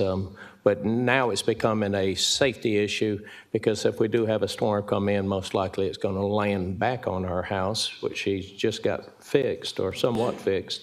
And then we got our cemeteries. So help me out with the retention ponds and the cemeteries at this point, because we do have people who want to visit their loved ones. Tell me where we at. But the easements and things like that, Retention. I determine that's under a different reimbursement, detention ponds, which is like either an easement or whatever. If there's a potential we could get it if it's city right away, if it is posing a danger and overhanging things. But a lot of that comes into what was the maintenance issue to be on. But it's not as simple as just going there and getting it. But I mean, if you don't want to get reimbursed, then we can do whatever. As far as the cemeteries, we've been working on the cemeteries. We did get most of the trees out of Magnolia, so what they got is prison crews because we can't bring heavy equipment in there because it's going to do damage based on FEMA requirements. So we got the prison crews bringing the debris outside, and we will pick that up. Then we're going to have to do root ball extraction, which is a very complicated process. We got to go through the State Historic Preservation Office, which we have to hire a archaeologist to go sift through the root balls to pull those out. But we're working with Parks and Rec. I actually talked to Alfonso today about what we can do to try to get that expedited because it keeps coming up, and we're not ignoring it. It's just that's where we're at. But no, we'll get them as quick as we can. It is a slower process, especially when you're dealing with Magnolia. Westview, I think, is in pretty decent shape. Cedar Grove, we had an issue out there where the tree fell into and actually collapsed a couple of the graves. And so that's been a very delicate issue to move around that because I think they had to come up with a process to get those refilled. And so it's an old area, but no, Steve, we're trying to prioritize it if we can. It's impressive that we got as much up in 5 months as we did, but we don't need to lose the sight that we still got to finish, and we don't need to lose these contractors in between. No, trust me, it's on the list, and it comes up in that same meeting. All right, thank you. All right, Chair recognizes Commissioner Tina Slendak from 7. Thank you. Mr. Castle, I do want to thank you for being responsive for those townhome complexes that in District 7. And just one more question while I've got you here. I won't have to email or text you, but I've had some people ask about during the storm where they had sheds in their backyard that were demolished by trees. Or is that something that if it's on the front of their property that will get picked up in one of the passes that's coming? The tree, that's a loaded question. Because you deal with insurance at that point as well. Typically, FEMA is for uninsured losses. So if you got insurance to haul it off, you're theoretically supposed to take it off yourself. If you don't have insurance for it, then you can bring it out. Okay. So yeah, I mean. All right. I'm not saying yes and I'm not saying okay. No. I've had 2 people ask and just want to know what to tell them. So thank you. Thank you, Commissioner Slendak. Steve, we have some important dates as our 100% reimbursement runs out on. Let's make sure everybody's aware of that date. When is that? What date is that? It is 19 days from now, so with March 23rd. March 23rd. So, and I know ISM, and we've committed to having this done by. I know we talk about this almost day. What's our deadline as a team with series to have categories A and B completed?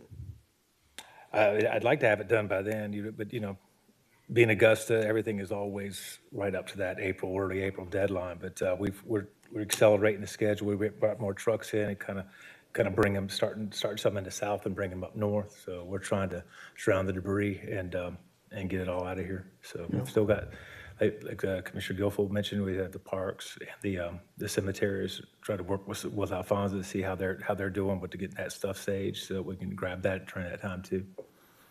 Yeah, and we've added extra resources with the RCCI crews. We've had them on side of roads helping to clean up, to try to push the effort. So I appreciate Ward Joseph and Dr. Malik and everything that you've done regarding that effort. We truly appreciate it. Colleagues, we have any more questions regarding this update?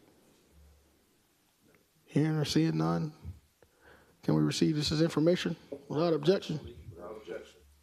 Hearing or seeing no objections, Madam Clerk, this is received. Dr. Malik, thank you so much. You and your team are working through it, so thank you. I want you to know that. Steve, you and AB, keep up the great work. Thank you, guys. All right. Madam Clerk, let's move on to the next item. That would be item 24, update on the Parks and Recreation Department audit. All right. Commissioner Catherine Smith Rice, I think this is also you. You have the floor, madam. Okay, thank you, Mr. Mayor. Let's see, we've been talking about this one. Where are we on this, Mr. Jackson? Yes, good afternoon again. On Friday, the 28th, Ms. Allen sent a email to all of the commissioners, giving them an update on several items, but also what was specified in that email was an update on the audit for the Parks and Recreation. Based on the email, the RFP is scheduled to be advertised for this Thursday. It's going to run for 4 weeks with an opening date of April 15th. Okay, tax day, huh? Okay, so we'll get something back on the, end of April? Come back to the table by then when we have? I would defer to the procurement director to give you that particular detail. Just so we can stay on this and not let it disappear. Good afternoon, Mr. Mayor, members of the commission, Madam Clerk. Good afternoon. With that type of opening date being the 15th, you would get something probably the 1st of May, because you have to go through the evaluation process. It may be necessary to have a little negotiation with the selected vendor. So end of April, definitely 1st of May. So that means I can put it back on the agenda and have an update by the end of, 1st of May? Yes, ma'am. Okay, can we make sure we put that on the agenda for early May? That way we know when I just want to stay on top of this. I can work with the clerk's office to make sure that's. Okay, all right, I look forward to it. Thank you so much. You're welcome. Thank you. All right, That's Catherine Smith Rice, is that? All right, can we receive this as information without objection? Right. Yes, sir. Seeing no objection, Madam Clerk, is received. Let's move on to item 25.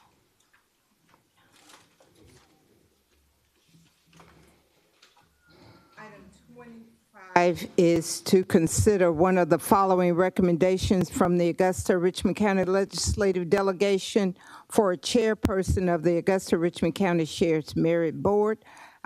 Number 1, Mr. Eric Adams, 2, Mr. Charlie Bird, and 3, Ms. Lydia Harris. Thank you, Madam Clerk. Chair recognizes Commissioner Al Mason from the floor. Well, I really just want to ask a question first. Are they in any order of priority or precedence, or is it just 3 names? Because I know when I was on before, if they had 1, 2, and 3, it was the first one was their first priority. Do we know if this was in a prioritized fashion?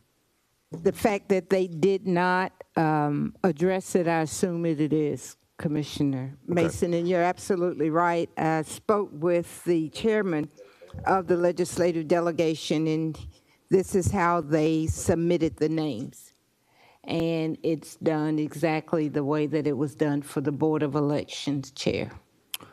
Okay. And in fact, these 3 persons are the ones that are now currently the representatives on the board from the legislative delegation. Okay. With that being said, well, I'll just go ahead and try it. I'll nominate Eric Adams. Second. Good gracious So lives. there's I heard, Mr. Mason and Mr. Guilfoyle. Yeah, that worked. Mr. Eric Adams. All right. I see Commissioner Mason and Clark. All right, are there any other nominations? Well, I guess we got to vote on this one first. Let's move on with it. Yep. Let's get it. So this, there's a proper, no. Well, There's a Mr. motion and a Mason. proper second for Mr. Eric Adams. That's what we're voting Question, Mr. Mayor, before we vote. Yes, sir. Commissioner Johnson, you have the floor. Just as a question, does anyone know any of these folks?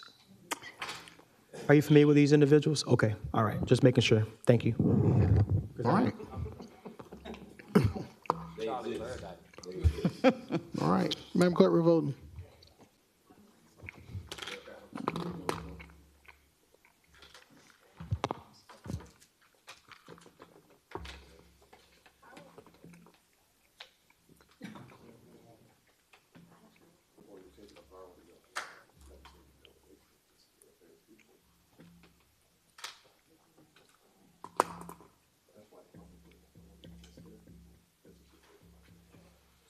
Ms. Pulliam? Yes, ma'am. Okay.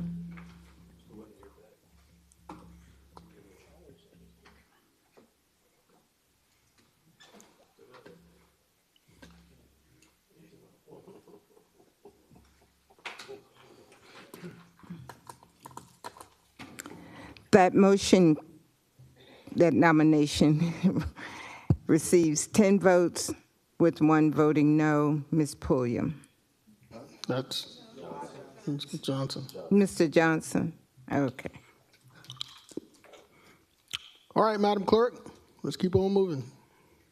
That will be item number 26, motion to declare and announce the appointees selected via the mayor and commission to serve on the Augusta-Richmond County Charter Review Committee. Thank you, Madam Clerk. Colleagues, we're on the clock in that the Carl Vinson Institute of Government is ready to get started.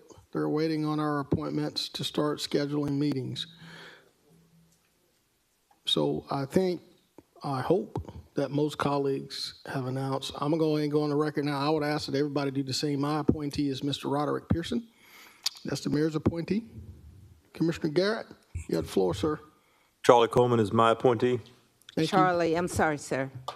Pullman? You need to Coleman, Charlie Coleman. Okay. Charlie Coleman, you got that? All right, anybody else? Mayor, could I, if we could, I know I've got them. Can I just read them off? And Oh, if they're yes, not yes. the ones that you want, All right. I'm going to fill in Mr. Charlie Coleman for number 8.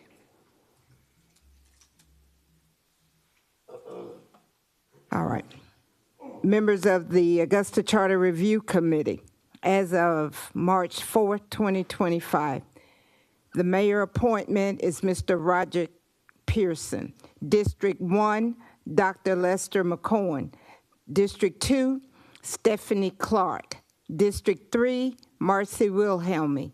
District 4, Tanya Barnhill Turnley. District 5, Marvin Cole. District 6, Virginia Cody.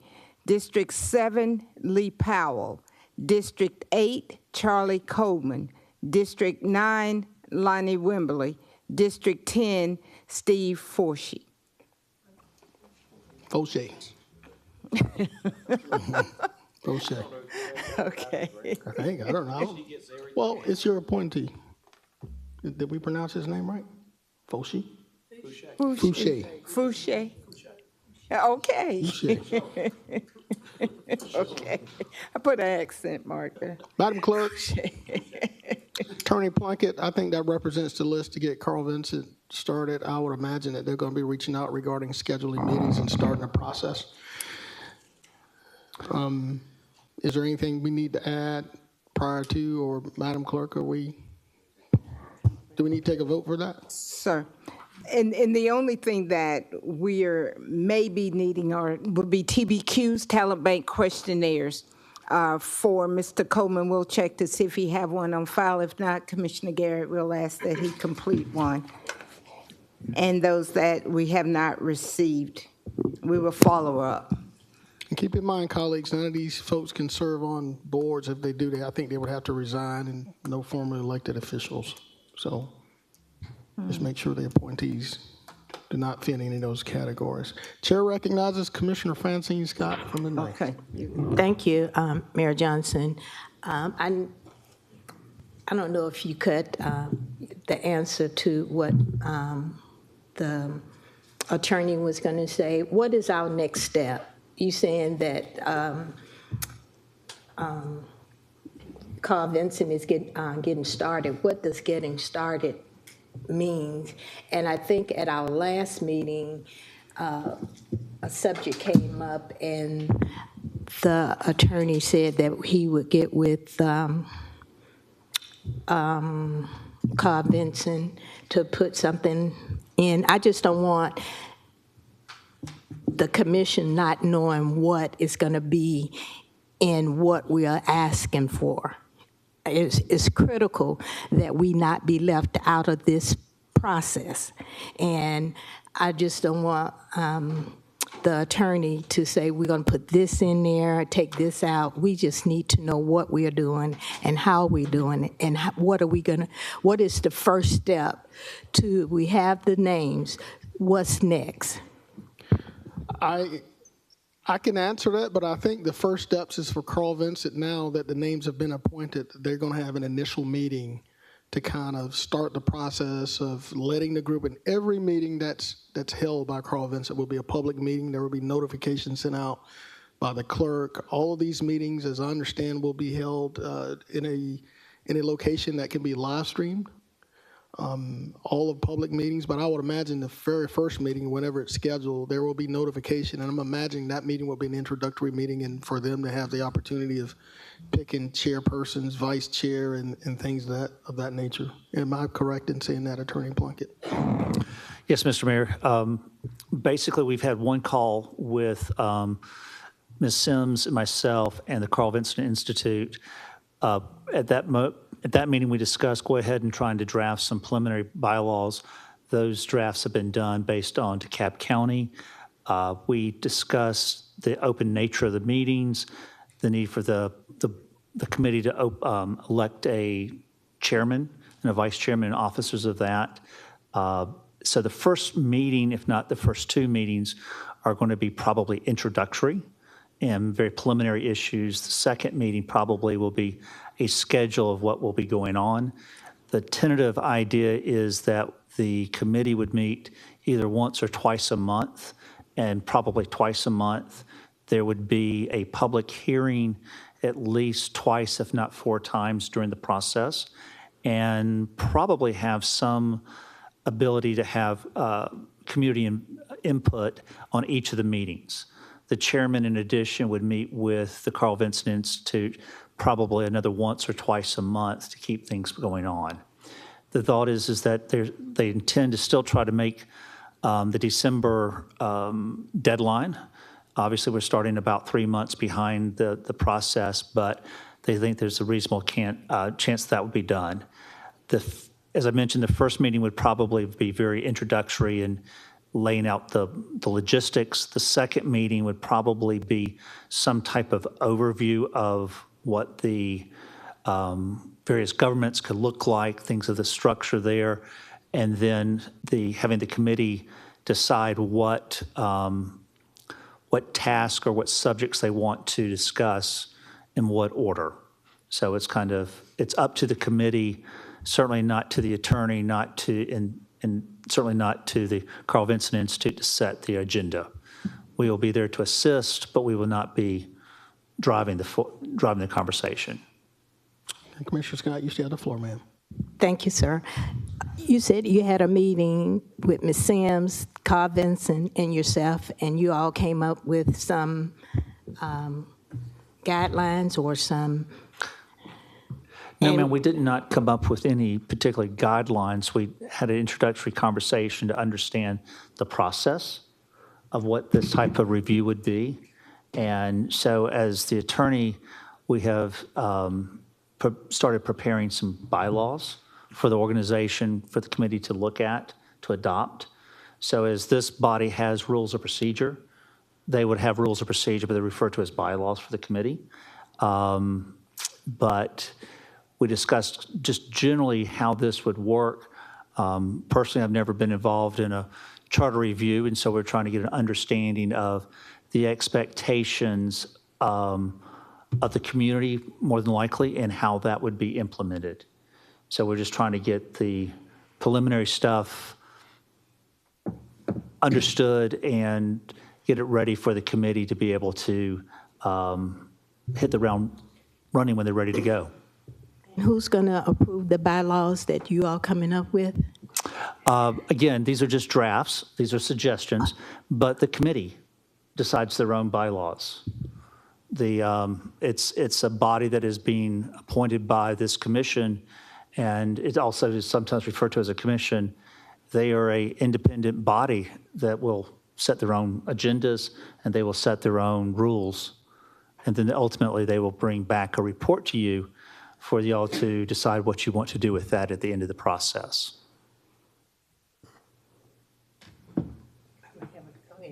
You yield? Yes. All right. Chair recognizes Commissioner Tony Lewis on the 6th. Thank you, Mayor Johnson.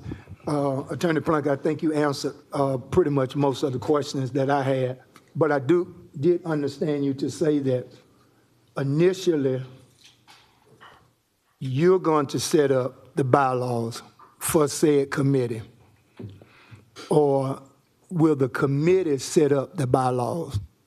Which was the case? The attorney drafts documents for the committee or commission to review and approve. Will that be for this commission to review and approve, or for the committee to review and approve? Which are you stating? The committee.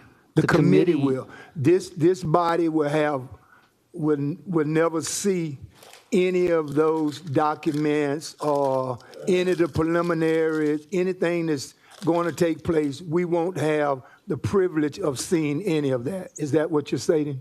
No, sir. I mean, they're going to be public documents, and they will be reviewed in public. Okay. And so we'll see them when the public sees them. That's what you're saying. We won't see anything in advance. We'll see them when the public sees them.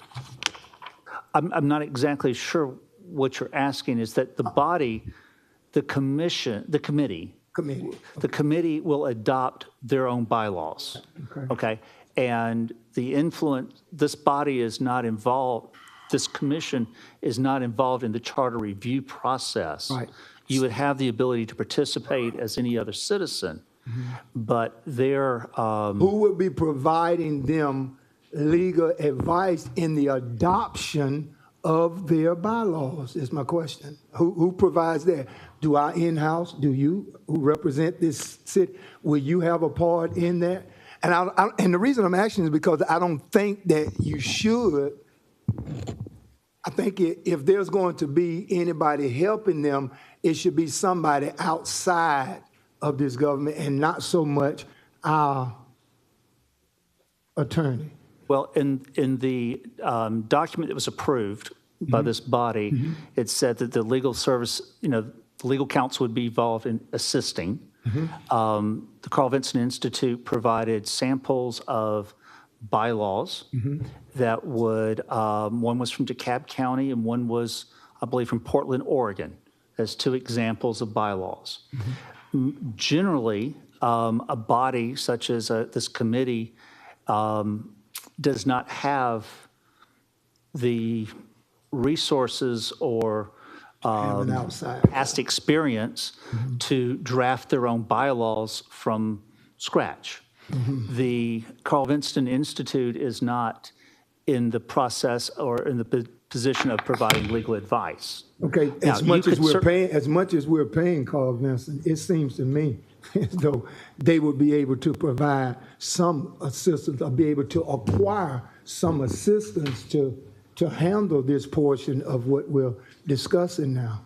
I agree, and they have. What I said is they don't provide legal advice. What they did is they provided sample bylaws, and which I was drafting or editing so that they were somewhat more consistent with the resolution that was approved by this body. So maybe it would help a little bit if I explain what the bylaws address. It probably will, but what I don't want to see is I don't want to see or there to be any ambiguity when it comes down to what they will be receiving from someone that works directly for this commission and reports to this commission by way of any legal. I just don't want it to seem like. Well, again, as to the bylaw issue, okay? What that looks at is essentially the name, okay? When the committee meets, what a quorum would be, what the number of people to vote on any type of action, the roles of the chair, in other words, similar to calling meetings into order. So rudimentary. Very rudimentary. Rudimentary stuff. That's what we're talking about. That's what your bylaws are. Okay, so we it's basically cut and dry, rudimentary. And then the secondary part is that the committee, by the chair, will come up with more than likely a schedule of meetings and the subject matter to be discussed at each of those meetings. The minutes of this committee are taken by or assisted through the Carl Vinson Institute. So the designated committee member that's the secretary is not literally taking minutes. There's someone else to do that. And then the attorney, whether or not that's me or someone on the staff or a third party, is to provide them any type of assistance that they may request. Personally, I don't think the attorney will be very much involved in the process other than to facilitate obtaining information that they want. But the Carl Vinson is who you've engaged, and they're the organization that really has the expertise in helping understand how governments can operate. Okay. So, but again, the bylaws are very basic. If you look at this commission level, the meeting order, we have an invocation, we have a pledge, we have a call to order, we have motions and how they're adopted and things of that nature. In fact, what I am suggesting they do, whether or not they take that, my suggestion is that they follow this body's, the commission's rules of procedure, so that y'all would understand that they are not really deviating from how this would normally operate, okay? But they don't have to follow my suggestion. Okay. Okay. So we don't have to provide any resolutions of any sort to this body. Your resolution is to start the process. And that's all it entails. That's all and then we get out of the way, right? Well, I don't know, sir, to be quite honest with you. The reason why is this committee may want to hear from you. Okay. And they may ask y'all to come and give your thoughts on certain things. Again, I don't know what they're going to ask for because that's not my role to set the agenda for them.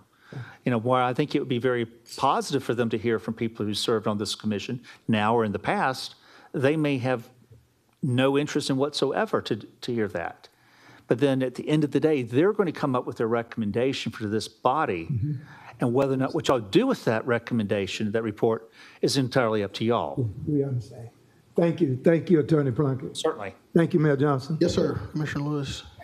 Chair recognizes Commissioner Jordan Johnson from the first. Thank you, Mr. Mayor. Do we have a copy of the resolution that was signed and sent to the Carl Vinson Institute? I do not have one with me. I can locate it for you, sir. Okay. If you don't mind, could you send that to the commission? You mentioned that it said that you all would provide that legal assistance. I know in the resolution that they sent originally, in the scope of work that they sent originally, the proposal, it didn't mention that. So I want to check and make sure that we're talking about the same document. And it also states that the clerk of the commission is responsible for administrative support as well. So I want to make sure that we're on board with that. And then I also want to ask about the administrator being involved in the process. You mentioned that you, Jasmine, and Carl Vinson met, but I didn't hear anything about the administrator's office as well. So how are we dealing with the communication here? And I know we want to stay politically independent, and this is no knock to Jasmine because I love Jasmine, she knows that. But the mayor's office is in those meetings. How do we stay politically independent if y'all are leading the meetings? And I'm just asking that for clarity purposes and to be in line with what the resolution states.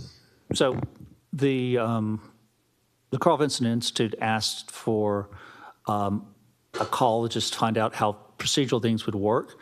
The administrator's office was contacted, if I'm not mistaken. They asked for who would be the point person for the government at this point. And at that point, Jasmine was the person for that meeting. At that, I'm in an interim position. I told them I'm in an interim position as well, but I would be serving as the general counsel. I would attend that meeting, and we just had some preliminary issues. So nothing has been decided. It is, but as in any type of undertaking, you have to start a process. You have to start a conversation, and to have a meeting of this committee with nothing that had been done in advance would be, I think, probably a futile meeting. Yeah, I mean, I don't question that at all. I think that y'all meeting is a good thing. I mean, don't take my questions wrong. I think it makes perfect sense to get the process started and to kind of get the ball rolling with bylaws and things of that nature.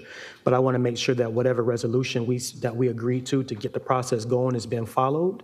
And I just want to make sure that the commission sees the resolution that was signed, and that the administrator's office is involved in this as a point of contact, as the administrator's office is really the go-to for operations for this body. And we want to remain politically independent. So I'd imagine that the administrator would more than likely be the most independent person to help lead some of this processes on the administrative side. Again, like I said, on the resolution, it said the clerk's office as well, but let's number one, see the resolution that was signed, and then let's make sure that we're following it. Again, I think that is great that y'all met, but those are the only, two questions that I had in regards to it. Happy to, sir. Thank you. Thank you, Commissioner Johnson. Chair recognizes Commissioner Alvin Mason. Thank you, Mr. Mayor. In addition to what Commissioner Johnson is mentioning, as we've now turned in our individual names of appointees that we would like to see be on this committee, I would like to ensure that we have a point of contact or someone who specifically is going to check those names out against any boards that we may have, just to ensure that the names that we have given, so we don't get caught up in the process later on down the road and find out somebody's on this board or that board. So if we could vet those names and ensure that nobody's on those boards, or that we need to come back and maybe get another name. Is there a way to have some, there is a way, but who would we perhaps task for that particular issue? Attorney Plunkett. Mr. Mason, there are 2 points in your comment. The first is that it is not a prohibition for a member of the committee to also serve on a board. What yes, sir, I understand what you're saying, but. No, I need you to say that again slowly. Sure. Okay. There is a prohibition for the commission to appoint a person to 2 or more permanent boards. The committee is a temporary committee, and therefore a person could serve on a permanent board and a temporary committee. Now, I will be more than happy to vet. We have a list of committee members, and I'll let you if anyone knows there. But there is a distinction between permanent and temporary committees.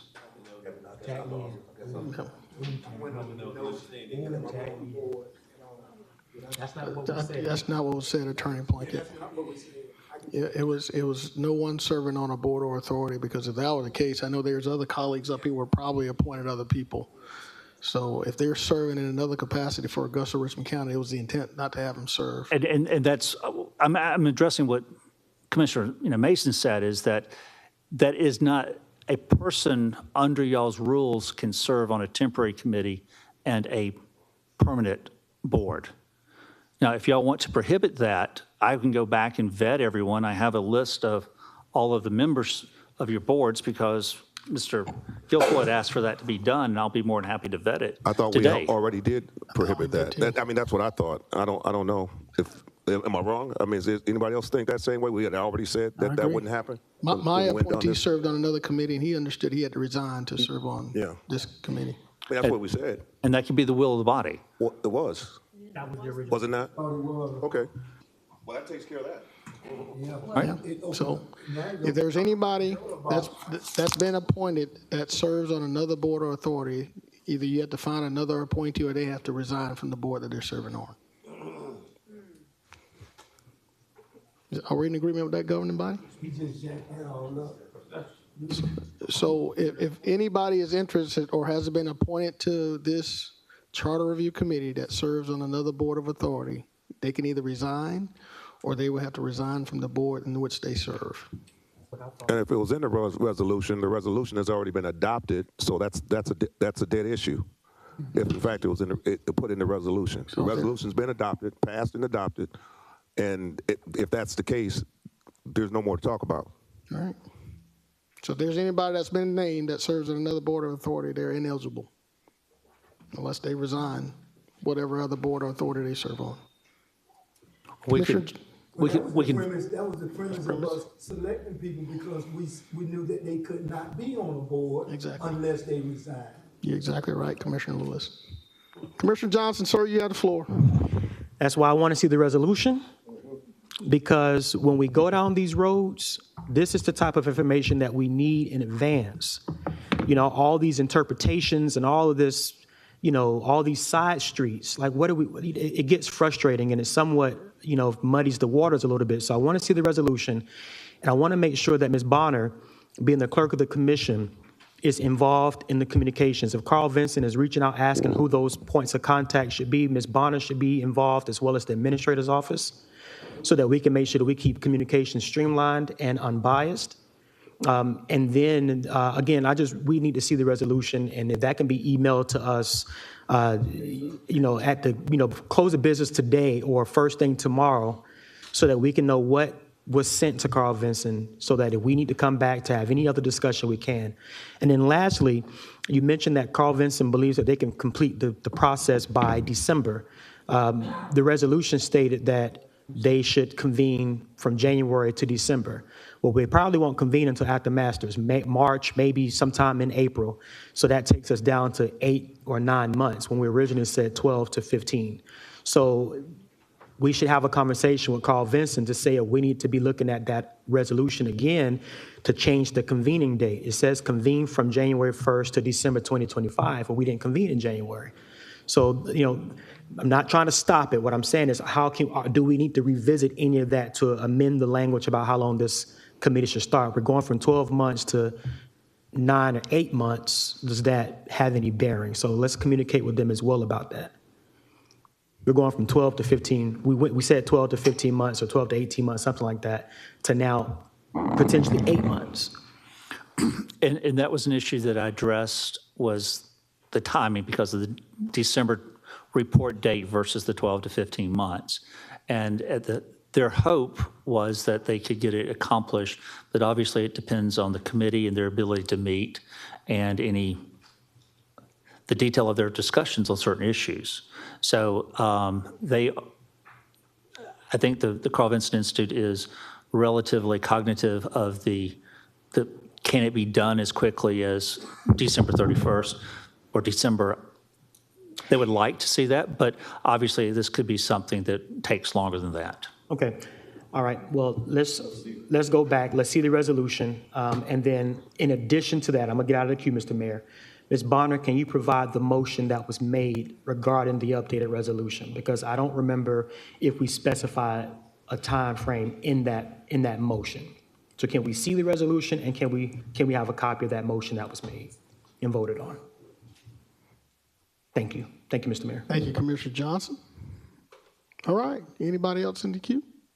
Just one last word, Mr. Mayor. Yes, sir. Commissioner Mason. Let me make sure that I'm clear. Well, this is coming from Commissioner Mason. I'm not so much concerned about how fast we do it. Fast is not, that's not a priority for me, but doing it right and getting it right, no matter how long it takes. So if it's past December, if it goes to the next December, I don't care. The point is that we want it right and not fast, unless it's fast and right. Thank you, Commissioner Mason. All right. So we've declared and announced, once we, I guess, Attorney Plunkett and the clerk takes a look at these candidates, make sure they're not serving? Or are we good with, we say motion to declare? I thought that's not mixed now. You can serve on the board? No. So we can't. You can't serve on any of the boards or authorities. But then. It could be in the resolution. That's why we're going to sign it on Yeah, it'll be in there. All right.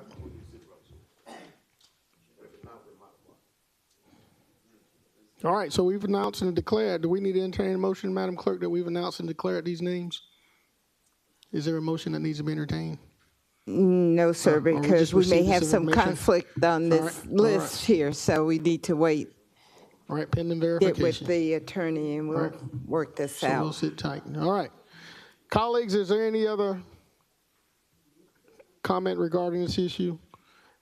Madam Clerk, do we have any other business before this governing body? No, sir, I do not. No, we don't. They got information that we need to receive back. Mm-hmm. Okay. Would you like that at the next special call or at the next commission meeting? Let's get a next special call. I mean, so we could kind of keep the process moving. Okay. Okay. All right. How much more business do we have, Madam Clerk? Is that it? Yes, sir. All right. Commissioner Clark, is in the queue, sir. Hey, Mr. Mayor, I'd like to request for a legal session.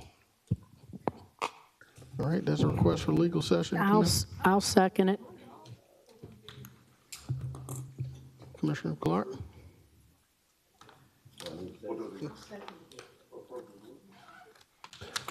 So that we can discuss, so that we can discuss the personnel issues.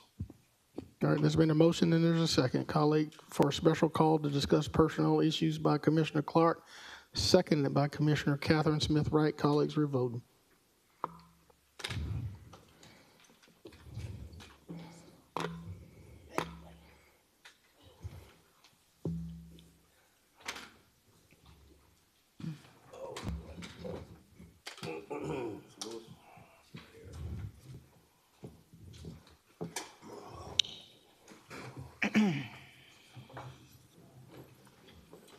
Madam Clerk, can you post the vote, please? Sir, Post the vote. it's unanimous. All right, ladies and gentlemen, we're now suspended to executive session. We'll be back shortly.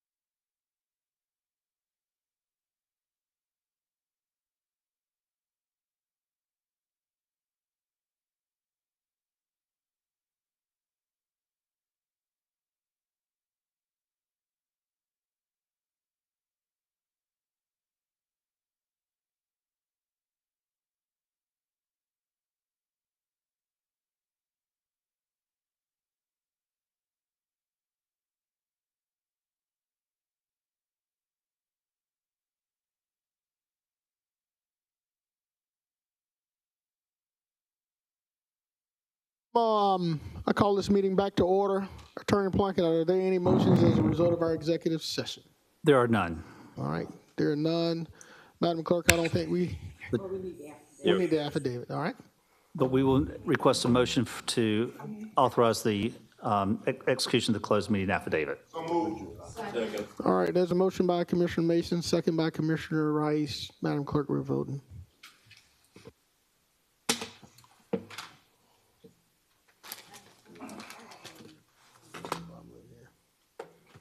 So when you take that,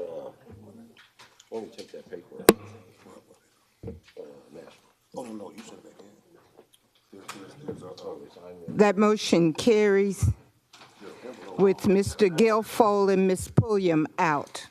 Thank you, ma'am. Attorney Plunkett, are there any motions as a result of executive session? There are none. All right, if not, this meeting is hereby adjourned. Thank you, Madam Clerk.